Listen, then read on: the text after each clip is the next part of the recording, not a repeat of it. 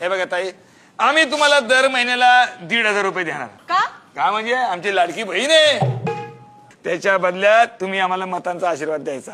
आणि मत नाही दिली तर तुम्ही काळजी करू नका. जोपर्यंत त्रिदेव इत्री मूर्ती आहे की नाही, आम्ही 3 भाऊ तुमचे आहे, तोपर्यंत तुम्हाला 1,500 रुपये मिळत राहणार दर महिना. तुम्हाला पिठाचा भाव माहितीये?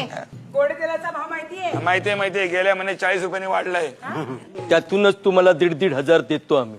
तेलाचा डबा 1500 वरून 2200 रुपये झाला. आणि 2200चं खत 3300 रुपये झाले. मोबाईल रिचार्ज 199 वरून 302 रुपये झाला. 100 रुपयाचा स्टॅम्प 500 रुपयाचा झाला. कळलं का लाडक्या बहिणींनो? तुमच्याच मालकाचा खिस्सा कापून तुमच्या भावाने तुम्हाला 1,500 रुपये दिलेत. मग काय करणार? या माणसाने लोकांना निधी देऊन देऊन तिजोरीचा खडखडा करून टाकले सगळा. मग असेच पैसे गोळा करावे लागणार ना. तुमच्या ह्या 1,500 महिन्याभराचं रेशनिंग तरी येतं का?